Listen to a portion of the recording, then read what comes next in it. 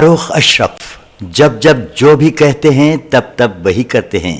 अब आला क्वालिटी, वसी रेंज, वाजबी कीमत और मियारी खिदमात की पेशकश कर रहे हैं। मलिका फर्नीचर्स, रूबरू वाल्टा होटल, मुगलपुरा, हैदराबाद। मैं सियासत में पिछले 23 साल से हूँ, मगर मैंने अपनी जिंदगी में पहली मरतबा ऐसा देखा कि एक मुकाम पर 12 दिन में 3 जलसे होते हैं और हर जलसे में इतनी बड़ी कसीर तादाद में, हजारों की तादाद में आवाम शिरकत करती है। मैंने जिंदगी में कभी नहीं देखा। मैं आपको सलाम करता हूँ। मैं पूरे संबल की आवाम को दिली गहराइयों से सलाम करता हूँ। मेरे पास अल्फाज भी है कि आपने जो बेपनाह मोहब्बत मुझ पर निशावर की, मैं तो सिर्फ अल्लाह से दुआ करूंगा कि परवरदिगार ये आज मजलूम आवाम के दिलों में मजलिस इत्तेहादुल मुस्लिमीन और फर्ज साहब के लिए जो मोहब्बत है, अल्लाह इस मोहब्बत में और इजाफा करे और अल्लाह मुझे इतना काबिल बनाए कि मैं कभी आपके भरोसे को शर्मिंदा होने ना दूं। मेरे अजीज दोस्तों और बुजुर्गों, मैं पिछली मरतबा जब यहाँ पर आया था तो मैंने अपनी तकरीर में कहा था कि मैं 10 सवालात अखिलेश यादव से कर रहा हूं।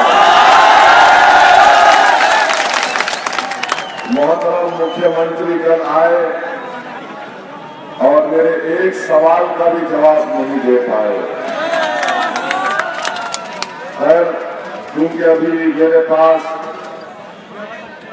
26 मिनट है तो मैं चाहूंगा कि पहले प्रधानमंत्री के बारे में बात करें,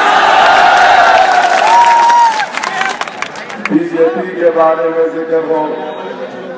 मेरे भाई, उत्तर प्रदेश में बीजेपी ये कहती है कि खुदा ना खास्ता अगर उनको इख्तियार मिलेगा तो बीजेपी ट्रिपल तलाक के मामले को लेकर आगे बढ़ेगी।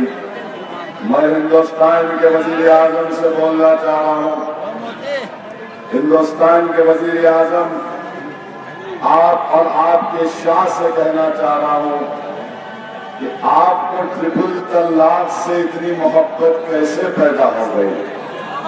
हिंदुस्तान के वजीर आजम, पहले हमको ये तो बता दो आप कि औरतों के हुकूक की आप बात करते हैं, मोहतरमा कहां पर क़याम पजीर है। आपको ट्रिपल तलाक के बारे में कहते हैं कि हम मुस्लिम औरतों से मोहब्बत पैदा हो गई, उनको इंसाफ दिलाएंगे।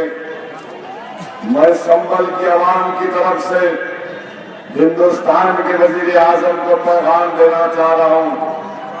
हिंदुस्तान के वजीर आजम, आपकी जनसभा में लोग पैसे लेकर आते हैं, उनको खाने की पैकेट देना पड़ता, क्या क्या देना पड़ता, क्या क्या पीना पड़ता नहीं मालूम। मगर आज हिंदुस्तान के वजीर आजम अगर मुस्लिम खवातीन की ताकत देखना चाहते हैं तो देखो वजीर आजम, उस छत के ऊपर मेरी माँ भी खड़ी हुई और एक पुलिस वाला भी खड़ा हुआ है। ये हमारी ताकत है। के ऊपर हमारी माँ और बहनें खड़ी है। मैं सलाम करता हूँ उनकी इज्जत को और उनकी ताकत को और उनके सियासी शऊर को। किसी सियासी पार्टी की जनसभा के ये औरतें छतों पर खड़े होकर अपनी मोहब्बत और वाबस्तगी का सबूत नहीं पेश कर सकती। ये आज संभल के गयूर हमारी माँ और बहनों ने पेश किया और इनका यहाँ पर मौजूद होना, हिंदुस्तान के वजीर आजम, तुम्हारा ट्रिपल तलाक का बोलना नहीं बल्कि संभल की आवाम, उत्तर प्रदेश की आवाम तुमको तलाक देगी। अखिलेश ये बड़े निकले थे ट्रिपल तलाक के बारे में बात करने। क्या मालूम इनको फिक्र हनफिया के बारे में, क्या मालूम मोदी को हिदाया किताब में क्या लिखा है, क्या मालूम मोदी को फतावे आलमगीरी में क्या लिखा है। अरे ट्रिपल तलाक की बात करने से पहले कभी अपने गिरबान में झांक कर भी देख लो, उसके बाद आप दूसरों पर उंगलियां उठाइए।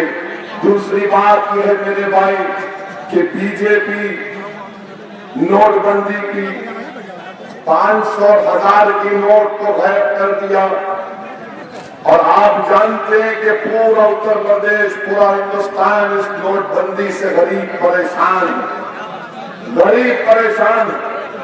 आज गरीब के पास खाने के लिए पैसे नहीं है, बच्चियों की शादी का इंतजाम नहीं कर सकते, तालीम के इंतजाम में मुश्किलात पेश आ रही हैं, और जो हमारी माँ और बहनें अपने घर में वो पैसा छुपा छुपा कर रखी थी कि कल मेरा बच्चा या मेरे बेटी को जरूरत पड़ेगी तो मैं दूंगी, हिंदुस्तान के वजीर आजम ने वो पैसा भी हमारी माँ और बहनों से छीन लिया।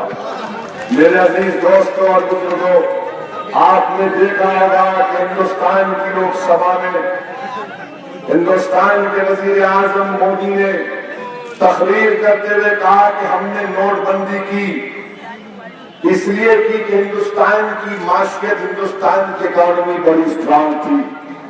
मेरे भाई, फिर मोदी ने जो कहा जरा जहन नशीन कर लो, मोदी ने अपना स्टाइल एक नया अपनाया। आजकल बरसों से मित्रों बोल रहे थे, तो हिंदुस्तान की आवाम ने यह किया कि जैसा उनको देखते बोलते देखो मित्रों आ गया।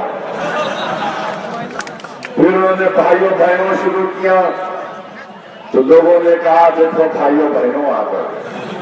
अब वजीर आजम ने पार्लियामेंट में अपनी कमर पर हाथ रखकर ऐसा लग रहा था कि कहीं कमर ना मटका दे पार्लियामेंट में, मगर कमर पे हाथ रख के प्राइम मिनिस्टर ने कहा, क्या कहा कि भाइयों, डॉक्टर ऑपरेशन कब करता है?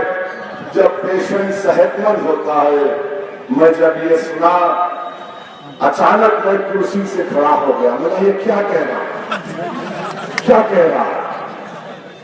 मेरे भाई, अगर हम बीमार पड़ते हैं तो हम डॉक्टर के पास जाते, इलाज कराते हैं। जब इलाज नहीं हुआ तो एंटीबायोटिक लेते डॉक्टर से, उसके बाद भी इलाज नहीं हुआ तो हम अस्पताल जाकर एक्सरे कराते या ड्यूटी कराते, तो डॉक्टर बोलता कि भाई आपको इस चीज का मर्ज हो चुका है, आप मरीज हो चुके हैं, आपका ऑपरेशन करना है आपकी जान बचाने के लिए। हिंदुस्तान के वजीर आजम ने क्या कह दिया लोकसभा में? मैंने 500,000 इसलिए निकाल दिए क्योंकि ऑपरेशन करना था, और प्राइम मिनिस्टर ने कह दिया कि डॉक्टर सेहतमंद जब होता है उसका ऑपरेशन करता है। मैं हाथ जोड़कर वजीर आजम से बोलूंगा, खुदा की कसम, ये अल्लाह का इतना बड़ा करम है कि अल्लाह ने तुमको प्राइम मिनिस्टर बना दिया। अगर तुम सर्जन हो जाते तो कितनों का पेट काट देते नहीं। कोई सेहतमंद का ऑपरेशन नहीं होता, मगर हमारे वजीर आजम विद्वान है, साइंटिस्ट है, इकोनॉमिक एक्सपर्ट है, उनके मुकाबले में कोई काबिल नहीं है, वही एक सब जानते हैं। अरस्तु समा है वो। अब आप अंदाजा लगाइए कि कोई सेहतमंद ऑपरेशन करता है। और फिर चले वजीर आजम हर जगह जा रहे, कभी बोलते कि वो साबिका प्राइम मिनिस्टर बैतुल खला में रेनकोट पहने हुए थे, फिर कांग्रेस के लोग बोलते हैं बैतुल खला में झांकते। अरे कांग्रेसियों, बीजेपी वालों, तुमको ये बैतुल खला से इतनी मोहब्बत क्यों पैदा हो गई? हम तो दुआ करके जाते, बाया पैर डालते, बोलते अल्लाह शैतान से बचा। ये दोनों को बैतुल खला से मोहब्बत है। अब आप फैसला करिए। और फिर बीजेपी के पास क्या है? हम पर इल्जाम लगाते कि मजलिस फिरका परस्त है, मजलिस आतंकवादियों की मदद करती। बताओ मिस्टर मोदी, मध्य प्रदेश में 2 दिन पहले जो 11 लोग पकड़े गए ISI का जो काम कर रहे थे, उसमें एक शख्स का नाम ध्रुव सक्सेना था, जो मध्य प्रदेश के बीजेपी की IT टीम का जिम्मेदार था। मिस्टर मोदी, आपकी पार्टी का IT सेल का जिम्मेदार दुरूद सक्सेना पाकिस्तान की मुल्क से गद्दारी कर रहा है, पाकिस्तान के लिए काम कर रहा है। हिंदुस्तान के वजीर आजम हर दाढ़ी वाला या हर कोई मुसलमान ISI का नहीं, हिंदुस्तान का वफादार होता है। क्या हिंदुस्तान के वजीर आजम मिस्टर मोदी अपने तकरीर में कहेंगे कि देखो ये दुरूद सक्सेना को हम अपनी पार्टी से निकाल देते हैं, निकालो उसको। वो आपकी पार्टी में रहते हुए पाकिस्तान के लिए काम कर रहा था, मध्य प्रदेश की ATS ने उसको गिरफ्तार किया। और फिर बीजेपी का प्रोग्राम क्या है उत्तर प्रदेश के लिए कि खुदा ना खास्ता अगर इख्तियार मिलेगा तो बीजेपी कहती कि हम पूरे स्लॉटर हाउसेस को बंद कर देंगे। मिस्टर मोदी, आप पूरे हिंदुस्तान में बंद कर दो तो भी हम गोश्तखाना नहीं छोड़ेंगे। आप एक्सपोर्ट बंद कर दो, 30,000 करोड़ के नुकसान के लिए तैयार हो जाइए, मगर नहीं कर सकते क्योंकि 30,000 करोड़ की बहुत बड़ी रकम होती है। हम मिस्टर मोदी से पूछना चाहते हैं कि आप एक कमीशन बनाएंगे कि एक्सोडस क्यों हुआ, क्यों लोग गांव छोड़ के गए। हिंदुस्तान के वजीर आजम, आप तो एक ऐसा कमीशन बनाते जो ये देखते कि उत्तर प्रदेश का गरीब पढ़ा लिखा नौजवान नौकरी नहीं मिलती, वो क्यों बंबई जाता है, क्यों कलकत्ता जाता है, क्यों हैदराबाद बेंगलोर की खाक छानता है। अरे तुम ये कमीशन बनाते कि हम नौजवानों को यही रोकेंगे, उनको बाहर जाने नहीं देंगे। मगर हिंदुस्तान के वजीर आजम उसके ताल्लुक से बात करने को तैयार नहीं है। हिंदुस्तान के वजीर आजम सिर्फ ट्रिपल तलाक की बात करेंगे, हिंदुस्तान के वजीर आजम घर वापसी की बात करेंगे, एक्सोडस की बात करेंगे, स्लॉटर हाउसेस को बंद करने की बात करेंगे। मेरे भाई, आज आपको जरूरत इस बात की है कि जियाउर रहमान की कामयाबी बहुत जरूरी इसलिए है कि जब जियाउर रहमान इंशाअल्लाह ताला अल्लाह उसके रसूल के सदक़े में कामयाबी देगा, आपकी दुआओं से कामयाब होगा, आपकी ओर से कामयाब होगा, तो ये हमारा नुमाइंदा होगा। ये संभल के गरीब आवाम की नुमाइंदगी करेगा, न सिर्फ संभल बल्कि उत्तर प्रदेश के गरीब और मजलूम जिनकी आवाजें आज, जिनकी जबानें आज तरस रही है कि कोई जाकर उत्तर प्रदेश की विधानसभा में हमारी आवाज को उठाए, तो जियाउर रहमान सिर्फ संभल की नुमाइंदगी नहीं करेगा, जियाउर रहमान पूरे मजलूम उम्मत और कौम की नुमाइंदगी करेगा उत्तर प्रदेश में। इसीलिए आपको कामयाब करना बहुत जरूरी है ताकि बीजेपी और RSS के बढ़ते हुए खतरों को रोका जा सके। वजीर आजम ने कहा था 2014 के इलेक्शन में कि मैं नौकरियां दूंगा 1.5 करोड़, 3 साल हो चुके, 3 करोड़ नौकरियां मिलनी चाहिए थी। इनके आदाद शुमार ये बताते हैं कि पिछले साल सिर्फ 1.5 लाख नौजवानों को पूरे हिंदुस्तान में नौकरी मिली।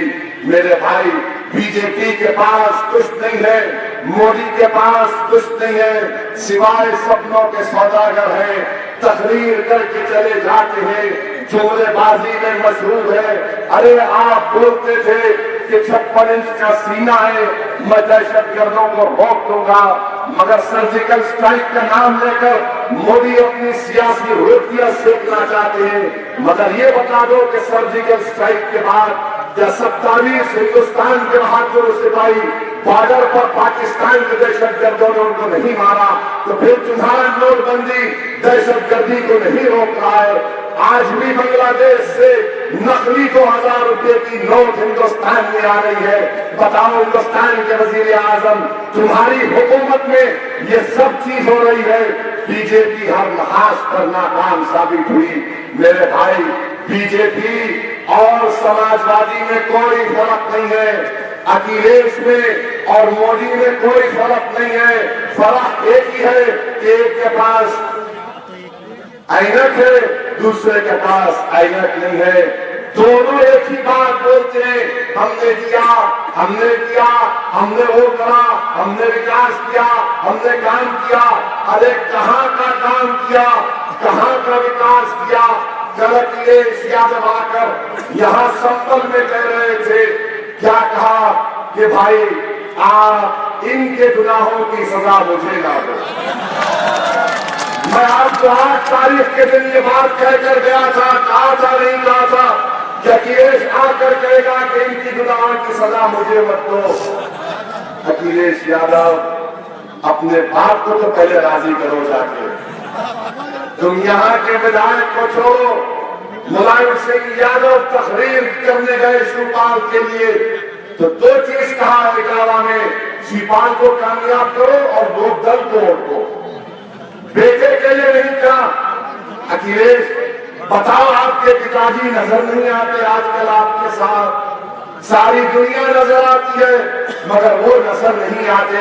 अगर अखिलेश यादव ये कह रहे हैं कि यहाँ के मुकामी सपा के एमएलए की गलतियों की उनको सजा न दे, तो बताओ अखिलेश, मैं आज तुम्हारे सामने एक रिपोर्ट तो रख रहा हूं संभल की आवाम। ये रिपोर्ट है हिंदुस्तान और बैनुल-अक़वामी सतह के मशहूर हुकूक इंसानी की तंजीम एमनेस्टी इंटरनेशनल की रिपोर्ट तुम्हारे सामने रख रहा हूं, जो 3 दिन पहले दिल्ली में जारी की गई थी। इस रिपोर्ट में क्या कहा मैं आपके सामने रखूंगा और आप मुझे माफ कर देना, क्योंकि मैं जब से रिपोर्ट पढ़ रहा हूं हर वक्त इस रिपोर्ट को पढ़कर रोता हूं। मेरा सीना और मेरा जिस्म तकलीफ देता है कि कैसी सरकार है उत्तर प्रदेश में। मेरे भाई, इस रिपोर्ट में उन 7 खवातीन का जिक्र है जिनको मुजफ्फरनगर के फसादात के बाद इनका गैंग रेप किया गया था। इनका गैंग रेप किया गया था। ये मेरी रिपोर्ट नहीं है, ये डॉक्टर शफीकुर रहमान बख्त की बनाई हुई रिपोर्ट नहीं है। ये हिंदुस्तान और मुल्क की बहुत बड़ी ह्यूमन राइट्स हुकूक इंसानी तंजीम की रिपोर्ट है, जिसमें उन 7 खवातीन का जिक्र है। मैं सफे नंबर के साथ बोलूंगा, क्योंकि बाद बीजेपी, अखिलेश और कांग्रेस के चाहने वालों को तकलीफ होगी। हाँ, मैं सच्चाई बयान कर रहा हूं। अगर अब में तुम्हारे अल्फाज तुमको तकलीफ पहुंचाने, तो जरूर मेरा मकसद है कि तुमको तकलीफ पहुंचे। तो सफे नंबर 4 पर इस रिपोर्ट में एक खातून का नाम गजाला कहती है कि 3 लोगों ने मेरी इज्तिमाई अस्मत रेजी की और मुझे डराया कि अगर तुम शोर शराबा करोगी तो तुम्हारे बेटे का गला दबा दिया जाएगा। और ये औरत कहती है गजाला कि जब इन्होंने मेरी इज्जत लूटी तो मैं उठी, ट्यूबवेल से अपने जिस्म को साफ किया और मैंने अपने बेटे को उठाया जो बेहोश हो गया था। ये नजारा देख देख कर बताओ कि ये गजाला और उसके बेटे की गुनाह की सजा किसको देंगे? हम बताओ किसको देंगे? आज औरत इंसाफ के लिए तैयार हो गए। मेरे भाई, ये गजाला कह रही है, ये गजाला कह रही है मेरे भाई, ये रिपोर्ट कह रही है। और फिर इसमें आगे जाकर पढ़ो आप, मैं सफे नंबर के साथ आपके सामने अर्ज करता हूं। एक फातिमा नाम की औरत है, 50 साल की उसकी उम्र है, उसकी भी अस्मत रेजी हुई। उसकी भी फातिमा कहती है कि जालिमों ने, जब वो कोर्ट को जा रही थी तो जालिमों ने कहा आकर कि फातिमा 15 लाख रुपए ले ले और कोर्ट में मत जा। फातिमा ने कहा कि नहीं, मुझे 15 लाख नहीं चाहिए, मुझे इंसाफ चाहिए। मेरे भाई, यही फातिमा कह रही है कि सुप्रीम कोर्ट के बोलने पर 5 लाख हमको मिले और कोर्ट को आने जाने में हमारे 4 लाख खर्चा होगा। अगर इस मजमे में अगर कोई वकील होगा वो मेरी बात से मुत्तफिक होगा कि सीआरपीसी सेक्शन 309 ये कहता है कि अगर किसी रेप का केस किसी पर बुक होता है, चार्जशीट आयत करने के बाद 2 महीने के अंदर फैसला आना चाहिए। अखिलेश यादव चार्जशीट डालकर इस केस में 2 साल का अरसा हो गया। आज तुम अपने एक एमएलए की सीट के लिए तुम संभल के आराम की आंखों में धूल झोंकना चाहते हो। तुम उत्तर प्रदेश के आराम के सामने सच नहीं बोल रहे हो। तुम एक सीट के लिए भीख मांग रहे हो और कह रहे हो कि इसकी गुनाहों की सजा मुझे ना दे। तो बताओ, इस फातिमा से जो जुल्म हुआ, इसकी सजा हम किसको दें? मेरे भाई, फिर आप आगे बढ़िए क्योंकि वक्त कम है। मैं आपके सामने एक खातून है जिसका नाम बानो है। बानो है, बानो को भी ऐसी इज्जत लूटी गई। जब बानो कोर्ट को जा रही थी, कोर्ट को जा रही थी अपना बयान देने के लिए, तो कोर्ट के सामने सालिम आ गए और बानो के हाथ गोद में उसका बेटा था। तो जिन लोगों ने बानो की इज्जत लूटी थी, उसके बेटे के पेशानी पर बंदूक लगा के कफन लगा कर कहा, अगर कोर्ट को जाओगे तो गोली से मार दिया जाएगा। बानो डर गई। बानो ने कोर्ट में जाकर कह दिया कि हाँ, मैं नहीं जानती लोगों को। उसके शोहर ने इंडियन एक्सप्रेस अखबार में रिपोर्ट किया। अखबार से कहा कि हम क्या करते, जिन्होंने मेरी बीवी की इज्जत लूटी वो मुझे 15 लाख दे रहे थे, मैंने इनकार किया, मगर मैं अपने बच्चे की जान बचाना चाहता था, इसलिए मैंने अपने बीवी से कहा कि जाकर कोर्ट में कह देना कि तुम नहीं जानते। अरे संभल के रहिए नौजवानों, मैं तुमसे कह रहा हूं नौजवानों, मैं तुमसे कह रहा हूं, मैं तुमसे की बात हूं। एक औरत उत्तर प्रदेश में इतना बेबस हो जाती है कि उसका शौहर उसके पास कुछ नहीं है अपने बच्चे की जान बचाने के लिए। यह समाजवाद के जालिम सरकार ने एक औरत से इंसाफ नहीं किया। उसका शौहर उससे कहता है कि जाओ जाकर कोर्ट में कह दो कि मैं नहीं जानती लोगों। और उसका शौहर ये भी कहता है, नौजवानों, उत्तर प्रदेश की आवाम सुनो मेरी बात को, बिला लिहाज मजहब मिल्लत मेरी बात को सुनो।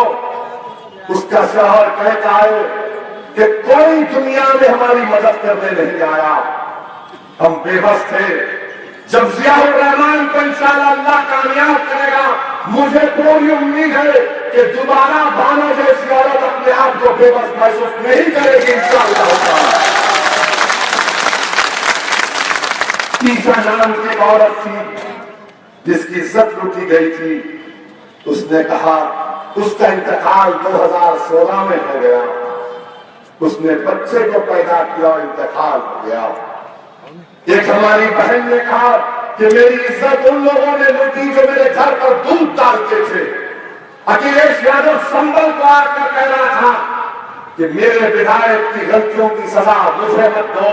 अखिलेश इन 7 औरतों में से एक को इंतकाल कर गई, 2 कोर्ट में जाकर कह दिए और 4 लड़ रही है। अरे तुम्हारी जालिम हुकूमत इन गरीब औरतों से इंसाफ नहीं कर पाई। और अखिलेश यादव कहते हैं कि मैं प्रेशर कुकर दूंगा औरतों को, मैं खवातीन को प्रेशर कुकर दूंगा। अखिलेश अपने घर में प्रेशर कुकर रखो, खाओ उसमें पकाकर, मगर उत्तर प्रदेश के खवातीन को, उत्तर प्रदेश के महिलाओं को प्रेशर कुकर की जरूरत नहीं है। उत्तर प्रदेश के महिलाओं को जिंदगी बचाने की जरूरत है, उनके तहफ़्फ़ुज़ की जरूरत है, उनकी इज्जत और नामूस को बचाने की जरूरत है। बताओ कि तुमने क्या किया? कुछ नहीं किया उत्तर प्रदेश में। फिर से कह रहा हूं, अखिलेश के 5 साल में 200% औरतों की बलात्कार या अस्मत रेजी के वाकयात में इजाफा हुआ। 200%। क्या इसके बावजूद भी आप अखिलेश को वोट देंगे? 30% किडनैपिंग में इजाफा हुआ। क्या इसके बावजूद भी 15 तारीख को जाकर आप अखिलेश का साथ या मोदी का साथ देंगे? ये रिपोर्ट आई, कांग्रेस को साफ सूख गया। बीजेपी बात नहीं करती इस रिपोर्ट के बारे में। समाजवादी क्या करेंगी? ये तो इन्हीं का कारनामा है, ये तो इन्हीं ने किया। और कहा कि फातिमा तेरी इज्जत लूटी तो ले ले 5 लाख, बानो तेरी इज्जत लूटी ले ले 5 लाख, रजाना तेरा घर जल गया तो ले ले 15 लाख। नहीं मेरे भाई, किसी भी औरत की, चाहे वो मुसलमान हो, दलित हो, उसकी कीमत 5 लाख 15 लाख नहीं हो सकती। मेरी बहन, मेरी बीवी, मेरी मां, दुनिया की सारी दौलत ला के रख दो, मैं ठोकर मारूंगा और कहूंगा कि नहीं, ये दौलत, ये मेरी इज्जत है, ये मेरी मां है, ये मेरी बहन है, मेरी बीवी है। ये काम अखिलेश की सरकार में हुआ। मेरे अजीज दोस्तों और बुजुर्गों, ये कुछ नहीं कर सकते, याद रखो। और मैं आपको कह रहा हूं जिम्मेदारी के साथ कि इंशाअल्लाह ताला उत्तर प्रदेश में कोई पार्टी 2/3 मेजॉरिटी नहीं जाएगी, हंग असेंबली आएगी, मखलूक हुकूमत बनेगी इंशाअल्लाह ताला। अगर आप जियाउर रहमान को कामयाब करेंगे तो याद रखिए कोई ताज्जुब का इस बात नहीं होगी जब ये नौजवान इंशाअल्लाह ताला न सिर्फ विधायक बनेगा बल्कि मिनिस्टर बनकर आएगा, संभल को आएगा और मिनिस्टर बनेगा तो पहला ऑर्डर क्या होगा? पहला ऑर्डर ये होगा कि डिस्ट्रिक्ट हेडक्वार्टर यहां पर बनेगा इंशाअल्लाह। दूसरा ऑर्डर होगा कि बस का डिपो बनेगा। तीसरा ऑर्डर होगा कि दवा खाने में जो 19 जायदादें खाली है वो पूरी की जाएंगी। पांचवा ऑर्डर होगा कि सराय करीम में जो कब्रिस्तान है जिसकी तामीर के लिए 5 साल में सके। अरे सत्ता वालों तैयार हो जाओ, तैयार हो जाओ, तुम्हारे लिए एक सियासी कब्रिस्तान तैयार हो चुका है। और आखिर में मेरे भाई, आखिर में मैं ये कहूंगा कि और बड़ी अहमियत कहा है। आप जब निकल के 15-40 वोट डालेंगे मजलिस इत्तेहाद मुस्लिमीन के उम्मीदवार जियाउर रहमान को, तो आप उन पर एहसान कर रहे हैं, आप उन पर एहसान भी कर रहे हैं। और डॉक्टर शफीकुर रहमान पर जो आज जिंदा है, अल्लाह उनको हयात दे, अल्लाह उनको हयात के साथ उनकी उम्र में दराज फरमाए। याद रखो फिर संभल को ऐसा लीडर नहीं मिलने वाला है शफीकुर रहमान की तरह। आप हम तरस जाएंगे मगर फिर ऐसा जियादा और मुजाहिद नहीं मिलेगा। अगर शफीकुर रहमान वक्त को कुछ देना चाहते हो तो मजलिस के उम्मीदवार को कामयाब कर दो मेरे भाई। मैं अपने बचपने में एक कहानी सुना था, पढ़ा था कि एक जंगल में एक बकरी शेर के बच्चों को पाल रही थी। तो एक परिंदा उसको देखकर कहा कि तू क्या कर रही है? तो बकरी ने कहा कि शेर के बच्चों को एहसान कर रही हूँ, ये बड़े होकर मेरी हिफाजत करेंगे। परिंदा भी मुतासिर हुआ। परिंदा एक तालाब के किनारे एक सांप को बचाया और सांप को जब बचाया अपने पर में लेकर उसको दबाया तो सांप में हरारत आ गई, सांप चला गया। जब परिंदा उठने की कोशिश किया तो परिंदा क्या देखता है कि सांप उसको दोनों मुखानात पर दस दिया। चील परिंदे का शिकार करने लगी। वो बचता बचाता फिर जंगल में देखा कि बकरी की हिफाजत शेर के बच्चे अब करने बड़े हो गए। वो जाकर बकरी से कहता ये क्या माजरा है? मैंने सांप को बचाया, तूने शेर के बच्चों को बचाया, तेरी जान की हिफाजत कर रहे, ये बता ये क्यों हुआ? तो बकरी ने क्या जवाब दिया सुनो संभल के भाइयों नौजवानों। बकरी ने कहा अरे पागल, जब एहसान करना है ना तो ज़र्फ वाले पे करना, कमजोर पे एहसान नहीं करना। सांप कमजोर होता है और शेर का बच्चा शेर होता है। और इंशाअल्लाह ताला 15 तारीख को आप मजलिस के उम्मीदवार जियाउर रहमान के अपने वोट का इस्तेमाल करिए। मेरे भाई क़ियादत कोई आसान काम नहीं है। अगर कोई क़ियादत को समझना चाहता है तो समझो, पढ़ो कि फारूक आज़म जब रात के अंधेरे में मदीने के गली से दूर जाते हैं तो एक बूढ़ी औरत को कहते हैं कि अम्मा तू इतनी दूर क्यों रहती है, तू शहर में आ जा। तो औरत पलट कर कहती है कि जब तुमने अपनी हुकूमत को इतना बड़ा कर दिया तो तुम्हारी जिम्मेदारी है। तो फारूक आज़म ने कहा कि खुदा की कसम ये औरत सही कह रही है। अगर क़ियादत को समझना है मेरे भाई तो समझो ये देने का काम है, लेने का काम नहीं है। ये कहां से सीखा? इमाम हसन ने हमको बताया कि भूखे रहे, हफ्ता हो गया, बादशाही घर पे आकर कहा कि कुछ खाना दे दो। इमाम हसन ने खाना दे दिया। तो बीवी के पास जब आए तो रो रहे थे। आपने पूछा घर में कि इसलिए रो रहे हैं कि खाना दे दिया। तो इमाम हसन ने कहा कि नहीं, इसलिए नहीं रो रहा हूं, रो इसलिए रहा हूं कि अगर मैं बाहर निकल कर जाता तो शायद मुझे बरकत सवाब मिलता।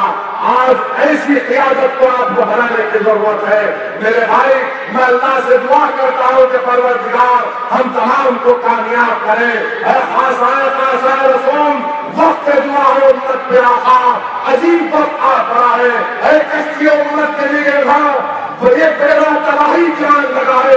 या अल्लाह हमारे दिलों को मुत्तहिद कर दे, हमारे दिलों को मुत्तहिद कर दे, हमको एक कर दे और हमको कामयाब कर दे।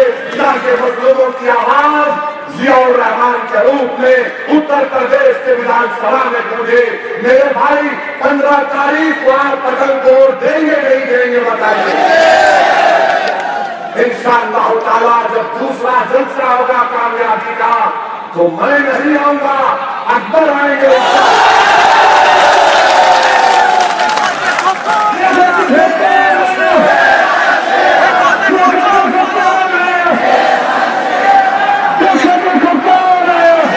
फारूक अशरफ जब जब जो भी कहते हैं तब तब वही करते हैं। अब आला क्वालिटी, वसी रेंज, वाजबी कीमत और मियारी खिदमात की पेशकश कर रहे हैं। मलिका फर्नीचर्स, रूबरू वाल्टा होटल, मुगलपुरा, हैदराबाद।